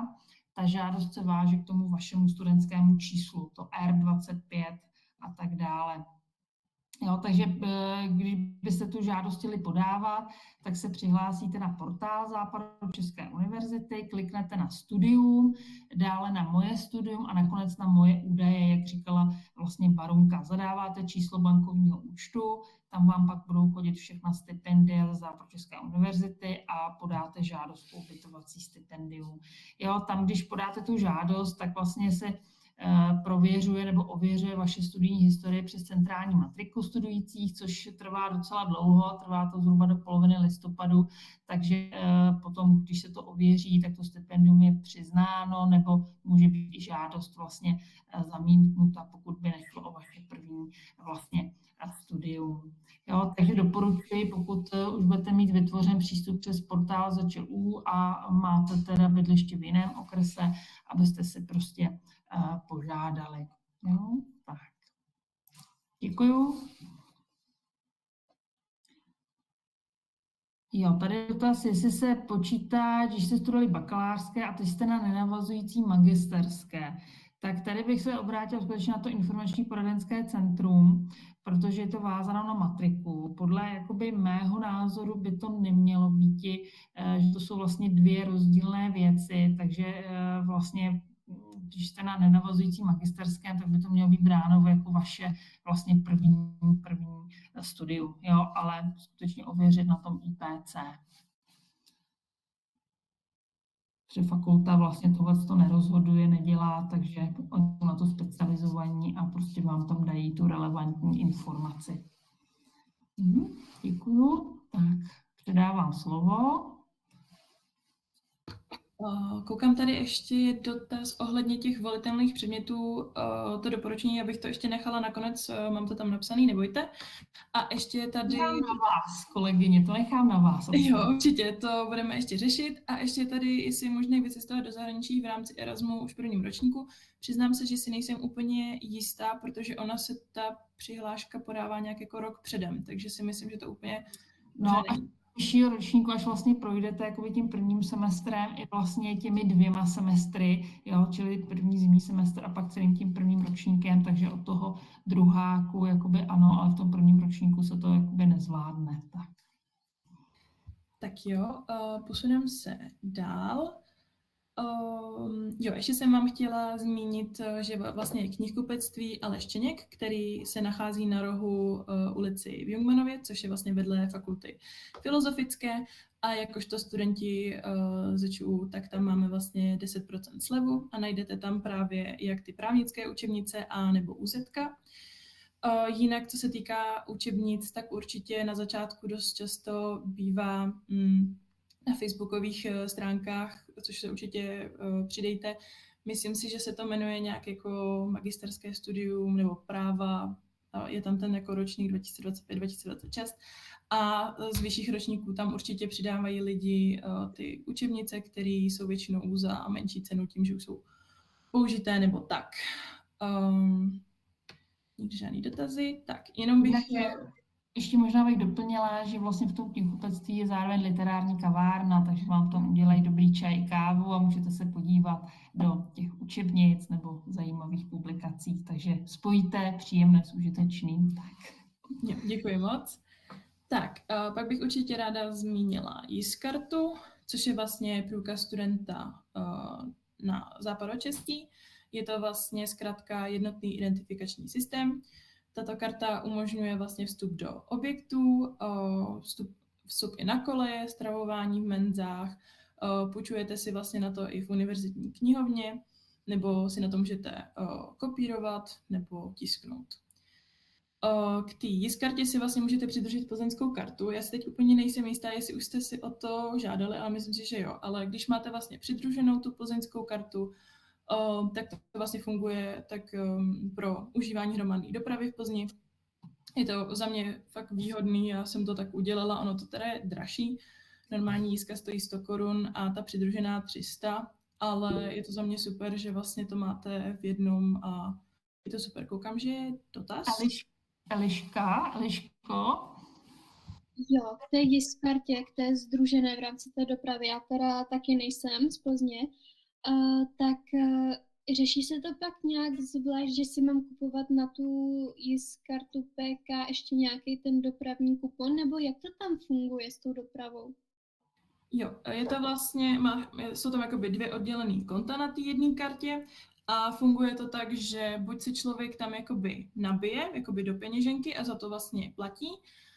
Teď udělali to, že jakožto studenti tak jezdíme za polovinu, a nebo si koupíte studentský jízdný a je to, myslím si, že to jde vlastně, že si nastavíte na jak dlouho to vlastně chcete koupit, takže buď je to na měsíc, nebo třeba jenom na 15 dní, nebo si pak kupujete půlroční, roční, to už je potom na vás, záleží na tom, jak často víte, že tam třeba jste. Já vím, že třeba v prváku, tím, jak byl trošku nejistý ten covid, tak jsem si právě jakoby zaplatila od plácnu 15. září do třeba konce prosince a za mě to bylo takhle v pohodě. Samozřejmě čím na jak díl to kupujete, tak je to pak jakoby výhodnější. Sice dáváte velkou částku, ale když si to rozpočítáte na ty měsíce, tak je to výhodnější. Ale rozhodně je to na vás. A nebo právě si tam nabijete ty peníze a pak si to normálně platíte v tom MHDčku, kde je takovej ten na platební kartu, tak tohle na to vlastně funguje taky. A dříve vlastně se ten kupon dal kupovat v bankomatech, to už zrušili, což mě trošku štve, ale dá se to normálně koupit na PMDP, se jmenuje ta stránka, a tam si dáte nákup časového kuponu nebo nabití té peněženky a zadáváte si tam vlastně, když kouknu na to, tak vlastně ta moje Plzeňka je strašná, jo, ale tady vlastně pod tou fotkou, tak máte to číslo té karty. Jinak ještě dobrá, vlastně na té druhé straně, až si proto půjdete, tak vám budou dávat validační známku a proto se chodí každý rok znova. Ještě tady koukám, že je dotaz. Tady si vlastně zažádala i kartu Veronika a jestli lze zpětně přidružit plzeňskou kartu. Myslím si, že to asi úplně nejde. Musela by se podle mě koupit celá, ale pokud si tohle neudělala, tak myslím si, že teď už existuje i ta virtuální plzeňská karta, že to je vlastně jenom v telefonu a i tak tam vlastně funguje to studentský jízdný a takhle. iSIG. Co iSIG? iSIG, jo. To je vlastně studentská karta, kterou si vlastně můžete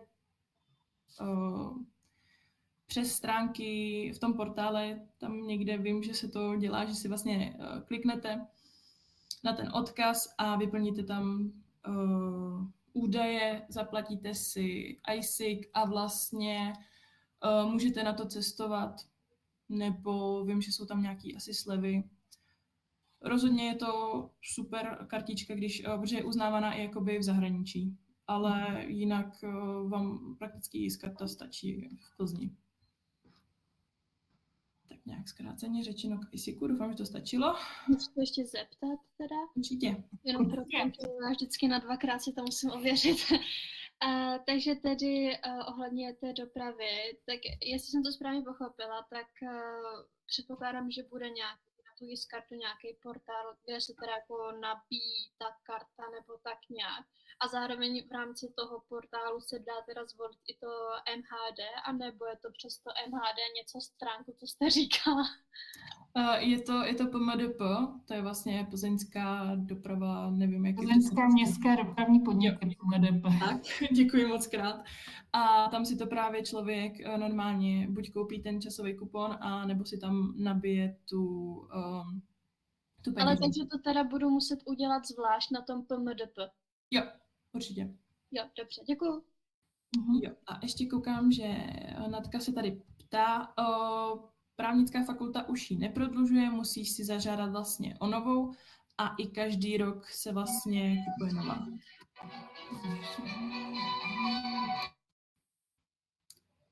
Takže já vlastně každý rok jsem kupovala novou, protože se to tam nějak nedá prodloužit, takže se platí ta plná cena a mám pocit, že stojí asi 400. Jo, tam je ta e-karta a jinak ten iSIG, myslím, že stojí 400 nebo 450. bez té plastové kartičky a ta kartička je další asi 100 nebo 150 korun navíc. Takže pak záleží na vás, jestli vám to stačí v telefonu nebo jestli chcete tu plastovou kartičku. Ještě nějaké dotazy? Já jsem vám tady jenom přidala odkaz vlastně ohledně té JIS-karty, takové ty informace, vlastně co, jak, kde vlastně s ní. Jo, při nejhorším vždycky by vám pomohla na tom helpdesku, jo, takže to lze potom řešit i průběžně. Super, tak. Jo, Natálie se hlásí. Dobrý den, já mám takový asi trošičku jako hloupý dotaz, ale mě zajímalo, jestli do té budovy právnické fakulty se jako dostane kdokoliv z hlediska nějaký třeba bezpečnosti, nebo jestli se otevírá třeba skrz tu JIS-kartu, nebo jestli tam jako je nějaký speciální něco jako na vrátnici, že aby tam prostě jako nebyl kdokoliv.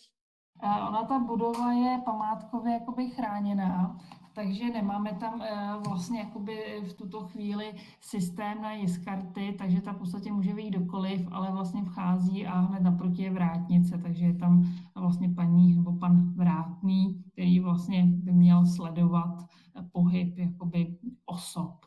Jo, takže jsou ale potom jiné budovy, třeba ta budova v Jungmannově ulici, kam se chodí na velké přednášky, tak tam se otevírají dveře vlastně na tu JIS-kartu, jinak by se tam nedostali, nebo pokud byste šli do budov třeba jiných fakult technických, tak tam taky bez té JISky vlastně se nedostanete, tam jsou ternikety. Ale tady vzhledem k tomu, že je to památkově chráněná jakoby budova, tak prostě tady ty zabezpečovací zařízení památkáři asi nějakým způsobem neschválili, takže prostě se vchází hlavními dveřmi, kde teda jsou samozřejmě nainstalované jakoby kamery, takže je tam sledován pohyb prostě osob. Jo, kdo vchází, kdo vychází. Tak. A já jenom přidám, že jsem častokrát viděla, že vlastně strážníci městské policie tam normálně chodí, procházejí tu budovu, takže je to v pohodě. Jo, ta budova je i v centru vlastně města, takže jako nedaleko je vlastně státní zastupitelství, jsou tam soudy, jo, krajský, takže jako je to sledované, nebo já mohu říct, že tam cítím bezpečně, já to mám kancelář vlastně na konci chodby úplně jakoby mimo vlastně jakoby tak. Tak, nevidím žádné dotazy, tak se přesunu dál. Dále bych vám chtěla říct něco o webmailu. Je to vlastně váš studentský mail, na který se přihlašuje pomocí vašeho Orion loginu a dá se tam vlastně propojit i s vaším e-mailem, že si tam vlastně necháváte přeposílat ty e-maily na váš e-mail. Na tento e-mail vám vlastně univerzita, fakulta, vyučující posílají ty různé informace o průběhu studia, můžou tam přijít nějaké pozvánky na akce, můžou přijít nabídky pro různé stáže, takže rozhodně doporučuji webmail na něj koukat. Vlastně i přes ten webmail tak probíhá komunikace s vašimi vyučujícími ohledně průběhu té výuky. Zasílají se třeba můžou se zasílat i rozhodnutí a vlastně to váš studentský e-mail je takový identifikátor, když třeba komunikujete se studijním oddělením nebo prostě se mnou, je to prostě oficiální adresa. Jo? Pokud byste napsali z nějakého soukromého e-mailu, něco byste chtěli, tak vás většinou vyzvou kolegyni ze studijního, abyste to napsali ze studentského jakoby mailu, protože tak to může napsat jakoby kdokoliv. Jo? Takže podle statutu Západočeské univerzity i statutu fakulty je to vlastně povinný komunikační kanál, takže opravdu dbejte prosím na to a používejte potom tedy tu studentskou mailovou adresu. Je možné si ji přesměrovat, pokud používáte nějakou jinou, ale je to prostě oficiální komunikátor. Tak. A je to povinnost vlastně použít jak pro akademiky, tak pro vlastně studující. Určitě. A vlastně jenom jsem chtěla doplnit, že ten webmail obsahuje databázi zaměstnanců ZČU. To znamená, že kdyby náhodou jste nevěděli e-mail, ale vlastně znáte jméno, tak tam normálně napíšete a ono vám to hezky nabídne. Tak, to by bylo k webmailu asi všechno. Jinak to stipendium, to už jsme trošku načali, je to teda ubytovací a pak je tam ještě prospěchový. To se vlastně přiznává automaticky, pokud dokončí ten akademický rok s průměrem do 1,5 a má alespoň těch 60 kreditů. A máme tam vlastně 4 kategorie, které jsou rozdělené podle toho prospěchu a dle těchto kategorií se odvíjí ta výše. Mám pocit, že ta první kategorie je...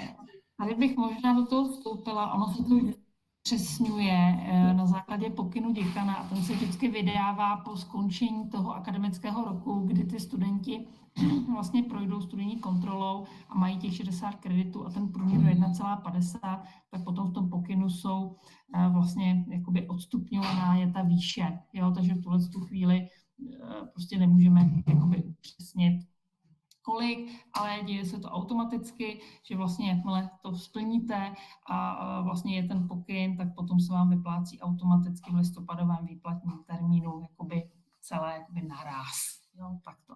Důležité je, abyste měli zadané vaše číslo účtu v těch vašich vlastně údajích, jo, to je důležité. Tak, ještě bych možná zmínila, je to teda takový neoficiální, ale existují aplikace Student ZČU nebo univerzita, kam se vlastně přihlašujete taky přes ten Orion a vlastně tam máte ten rozvrh, termíny a můžete se třeba i přesto zapisovat na ty termíny zkoušek a zápočtu, ale úplně to nedoporučuju, protože občas to tam třeba může být nějaká chyba nebo takhle, takže rozhodně doporučuji dělat to přes ten portál, ale jenom jsem vám chtěla říct, že něco takového taky existuje. A jak tak na to koukám, tak jsme probrali asi tak nějak všechno a teď bych se jenom vrátila k těm povinně volitelným, který bych vám doporučila na ten první ročník. Já si tady jenom kouknu, co přesně jsem měla já a co mě tak jako bavilo. Ještě koukám, tady je dotaz. Orion login, jestli si vytváříte nebo přijdou přihlašovací údaje. Ten Orion login vlastně vy si vytváříte a potřebujete to vaše studentské vlastně osobní číslo, které už v tu chvíli vlastně byste měli všichni vlastně mít a znát a v okamžiku, kdy je vygenerované, tak vám měl přijít vlastně e-mail s těmi dalšími jakoby informacemi. Pokud neznáte to vaše studentské vlastně číslo, tak můžete napsat a já se podívám a napíšu vám vlastně to vaše studentské tedy číslo. Tak. Takže předávám slovo. Jo, tak jinak, co jsou teda ty povinně volitelné předměty, ty Bčka, tak já, když se podívám na to, co jsem měla v prváku, tak měla jsem tam třeba FAU, což je finanční účetnictví, což vlastně vyučuje paní doktorka Bárková. Doktorka Bárková, děkuji moc. A si tak pamatuju, tak vlastně tam normálně chodíte, učíte se o tom účetnictví a každou tu hodinu se píše testík, který je online. A vlastně se to píše z té předchozí hodiny a za každý ten testík dostáváte body a podle nějakých těch bodů tak je určená ta hodnotící hranice. Takže plácnu za 90 až 100 dostanete jedničku, za 80 až 92 a samozřejmě je tam nějaká hranice, kdy to nesplníte. Takže to za mě bylo určitě super. Pak určitě doporučím EPO. Tam je vlastně taky zkouška, to je taky skvělý předmět. Pak je EVRMS, což je exekuce a výkon rozhodnutí v minulosti a současnosti. Tam je taky zkouška, tam myslím, že se střídají. Myslím si, že tam byla paní magistra Krtková, nebo paní doktorka Valentová, a nebo i pan děkan Balík. Jo. Pak třeba, nevím, jestli teda nejsou ty předměty plný už, pak je historie a současnost českého notářství, tam je taky paní doktorka Valentová a pan děkan Balík, pak je ještě právní dějiny zemí bývalého SSSR, tak tam taky je paní doktorka Valentová, pan děkan Balík. Většinou tyhle ty předměty, ty historie, tak se tam píše jenom nějaký testík a buď tam jsou otázky, nebo je tam třeba nějaký okruh a napíšete prostě to, co víte. Pak jsem tam ještě, pak je určitě super rodinné právo, který má pan docent Psutka, kde vlastně se řeší, myslím si, že většinou je tam manželství a tyhle ty věci. S tím, že tam už je teda ústní zkouška, kdy, pokud si pamatuju správně, tak u ústní zkoušky bylo potítko a pan docent je moc milý. určitě doporučuju. Potom byly základy psychologie pro právníky. To se teda vyučovalo, jestli si pamatuju správně, na Chodským, což je teda kousíček dál, tam se dá dojet tramvají, přímo ta zastávka Chodské náměstí. To je vlastně jinak, protože to Chodské náměstí se rekonstruuje, nebo ta budova fakulty pedagogické. A myslím, že ten předmět je poměrně volitelný a je pouze v zimním semestru. A měla ho paní docentka Minihová, ale teď tam byl asi pan docent Kučera. Aha, tak to se omlouvám, to jsem nevěděla. Přemýšlím, co jsem tam ještě... Pak určitě za mě byl super C-čkový předmět kultura společenské komunikace, což má paní doktorka Wagnerová. A tam se vlastně učíte nějakou tu etiku v rámci nějaké té společnosti, děláte tam různý úkoly, za ty úkoly dostáváte bodíky a pak vlastně za určitý počet bodíků dostanete tu zkoušku nebo zápočet, teď si nejsem jistá. Co jsem měla pak v letním semestru, tak byly třeba vybrané kapitoly z dějin finančních vztahů. To je taky moc super předmět, který má tady paní proděkanka. Je tam zkouška, která je vlastně psaná. Dostanete tam určitý otázky, na které odpovíte. Vím, že spousta lidí mělo minulost, přítomnost a perspektivy advokacie. Tam to vyučuje doktorka Valentová. Pan děkan Balík. A pan děkan Balík. A tam vím, že donedávna to ještě bylo online přes učebnu, ale myslím, že teď už je to, buď je to psaný normálně, nebo už je tam ústní zkouška. Přiznám se, že teď si nejsem úplně jistá. Pak jsem tam měla srovnávání dějin veřejného práva ve střední Evropě, SDSE, což vyučují pan docent Knoll a pan doktor Lojek. Tam se vlastně, tam se pak dostanu, tam to je vlastně další dějiny. A dříve to bylo ukončený psanou zkoušku a teď myslím si, že už je tam taky ústní. A přemýšlím, jestli jsem měla ještě něco. Když tak, Anet, jestli ti napadá nějaký předmět, který byl super, který bys chtěla doporučit? Možná jenom zodpověď, žádný předmět není jenom online. Jo? Ta výuka je v prezenční formě a ta online je spíše taková jako podporující, jo? Ale vyučuje se to opravdu prezenčně. Tak děkuju. Tak. Za mě ještě, když teda doplním Barču, tak já asi můžu souhlasit se vším, co řekla. Já jsem toho teda taky moc nestihla těch předmětů ještě, ale co jsem měla já minulý rok v prváku, tak pojistné právo s panem magistrem Hradcem, tak to je ve formě přednášek a pak je to zakončené jenom seminární prací, kterou si obhájíte u té ústní zkoušky, takže to si myslím, že je taky super. To určitě stojí za to si to zapsat, a nebo s panem Balíkem Římský stát a jeho vliv, tak to je taky super předmět. Takže za mě asi tady ty dva předměty ještě bych doplnila.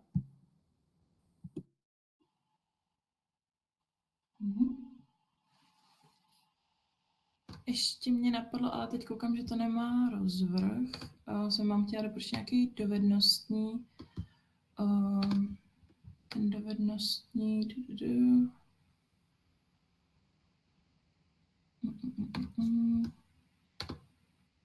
Jo, tam jsou vybrané otázky zákazu diskriminace. Přiznám se, že ten předmět jsem neměla, ale myslím si, že to je taky super předmět. A pak jsem ještě slyšela, který je teda sice pro třetí ročník, ale to je právo a sport. A tam vím, že myslím si, že se tam dělá nějaká jenom práce, kterou pak vlastně přijdete si o ní popovídat. A říkala mi vlastně kamarádka, která to měla v prváku, a říkala, že to bylo strašně super, že ty přednášky jsou fakt zábavný a to učí, myslím si, že pan doktor Pauli. A možná bych ještě doplňal u těch dovednostních podnikatelské dovednosti 1 a 2. Jo. To je taky z vyššího ročníku a tam vlastně to má garantku paní doktorka Outla. A tam to funguje tak, že buď chodíte jakoby na ty hodiny, ty jsou vlastně soustředěny do takových bloků, a nebo plníte úkoly. Takže tam jakoby nemusíte chodit a vlastně ty úkoly potom slouží jako podklad pro hodnocení. Tady je dotaz, které z těch jmenovaných předmětů vlastně byly v zimním nebo v letním a potom odborná angličtina 1 a 2. Tak v zimním semestru, tam z těch, co zaznělo, tak se učí třeba EPO. V letním semestru je to DEFI, to jsou ty vybrané kapitoly z dějin finančních vztahů. Co se týká odborného, vlastně cizojazyčného angličtina pro právníky, tak to učí paní magistra Vokrojová 1 a 2. Ona i působí na katedře jakoby ústavního práva a ta je docela, jako bych řekla, že je náročnější, protože tam se studují nějaké texty jakoby právní. Takže doplnila, že k té odborné angličtině, že se vám to nezapočítává do cizojazyčného předmětu.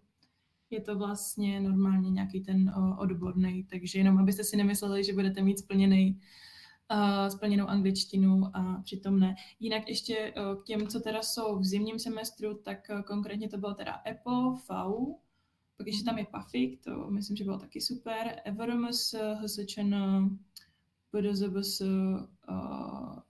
ROP, což je to rodinný právo, ZPS, a třeba to KSK, ale myslím, že KSK se dá zapsat na zimní i letní. Tam to možná vyučují, jako, že jsou ty rozvrhové akce v zimě i v létě, a jinak jsou jakoby místa pro první ročníky, třeba u toho EPA, tak tam je, myslím, kapacita 100 lidí pro první ročník. Jo, takže u některých těch předmětů je víc rozvrhových akcí, někde je 0 a to je právě proto, že to je určené a vyblokované jakoby pro první ročníky, abyste si mohli něco zapsat. Takže až začne předzápis, tak kdo bude prostě rychlejší, že jo, tak se prostě zapíše.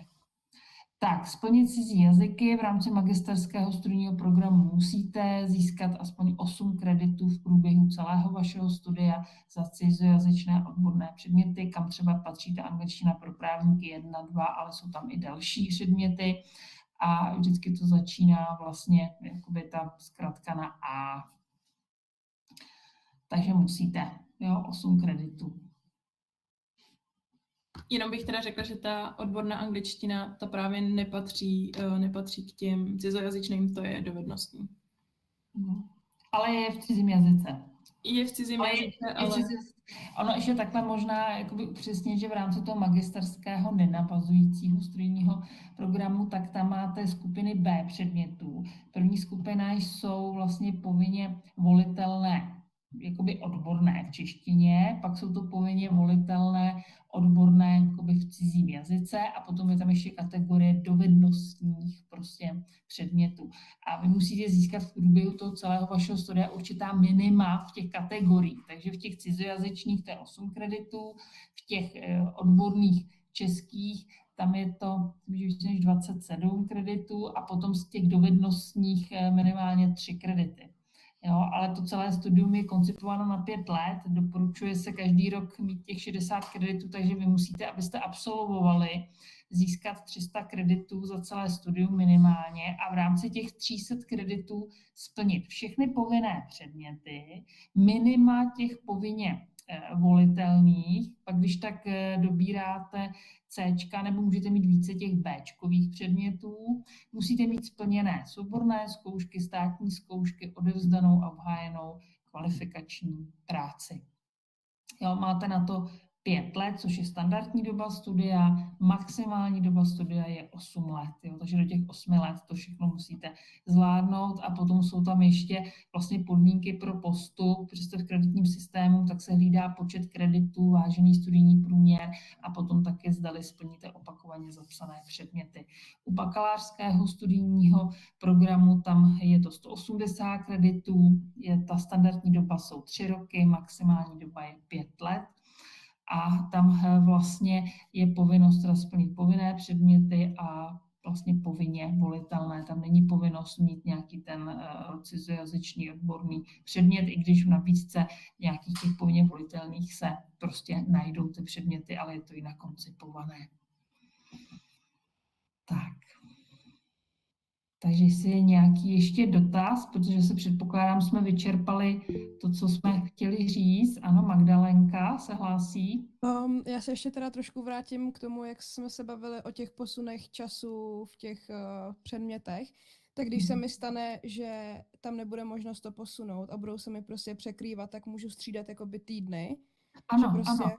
Není stanoven povinný rozsah docházky, takže vy si zjistíte podmínky pro plnění předmětu a když tak domluvíte se i s těmi vyučujícími. Jo? Je to minimálně jakoby prostě slušnost, že od vás jakoby vědí, že máte o ten předmět zájem, ale že prostě se vám to takto jakoby překrývá, protože to nelze prostě zařídit jinak. Jo? Ono je to ve vazbě na vlastně učebny, o kterých taktéž třeba není jakoby mnoho, i hodně těch rozvrhových prostě akcí, takže určitě doporučuji tento postup, jakoby informovat i ty vyučující. Dobře, děkuju moc.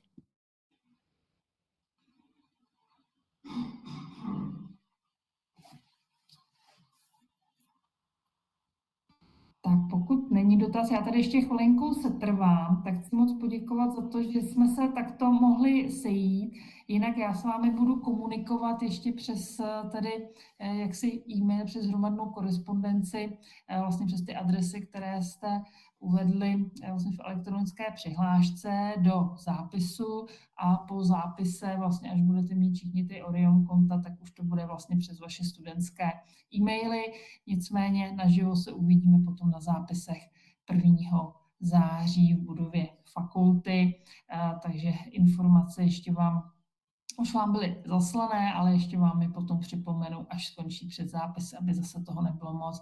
Jinak se neobávejte, ono těch informací je možná teď hodně, ale všichni to zvládnete, nejste v tom sami. Říkám, informace vám budou dávkovány, takže pokud budete číst vlastně e-maily a poštu a budete vlastně se podle toho postupovat, tak by vám nemělo naprosto nic hrozit. Jo, a všechno prostě bude včas. Pokud něco by nebylo třeba jasné nebo jste potřebovali pomoct, tak samozřejmě studijní oddělení nebo mě můžete prostě napsat. Buď to budeme vědět my, budeme to moci vyřešit, anebo vás odkážeme, kde a kdo by to s vámi prostě řešil. Jo, technické věci řeší vlastně kolegové vlastně z CIVu, což je takové specializované pracoviště, jo, když by to byl nějaký technický problém, nebo pokud by se jednalo o nějaká ta stipendia, tak to zase řeší to informační poradenské centrum. Takže děkuji za setkání, děkuji i kolegyňkám, bylo to úplně super a budu se na vás těšit na zápise a v průběhu studia a možná se uvidíme i toho 15. na předmětu právní aspekty etiky v podnikání, což je v naší nejkrásnější, tedy aula v PC 408 ve 4. poschodí v budově fakulty a potom uvidíte našeho pana děkana, který se na vás těší při obecných dějinách. Takže nás tam takhle uvidíte naživo. Takže mějte se krásně, krásný večer a na viděnou. Já tady ještě chvilinku jsem, kdyby náhodou ještě někdo něco měl. Já bych jenom ještě chtěla, kdyby náhodou vás ještě napadla nějaká otázka, tak tady máte můj e-mail, vůbec se mi nebojte napsat. Samozřejmě pokud mi napíšete ve 2 ráno, úplně asi vám neodpovím, ale chtěla bych vám všem moc poděkovat, že jste tady byli. Děkuji za vaše dotazy, bylo to super. Chtěla bych poděkovat moc paní proděkance za to, že nám takhle pomáhá s tou organizací. A ještě jenom bych vám chtěla připomenout seznamovák, na který se velmi těším, kdo z vás jede. A jinak na zápise se taky uvidíme, my tam vlastně budeme pomáhat. A pak po zápise bude pozápisové pivendo, to ještě teda určitě vám o něm budu posílat, když tak e-mail, nebo to uvidíte na našich sociálních sítích. A tam asi taky bude nějaký, když tak případně prostor, můžete se zeptat starších ročníků na nějaké věci, kdyby vás to zajímalo. A moc vám děkuju a mějte krásný večer a taky už se rozloučím. Tak já vám tady ještě pošlu na sebe e-mail, buď odpovím já, nebo to přepošlu kolegyním na studijní, kdybyste něco nevěděli, ale v tu chvíli byste měli být vybaveni opravdu všemi informacemi, takže předzápis se spouští 19. srpna v 5 hodin ráno a poběží do toho 25. Můžete činit prostě změny.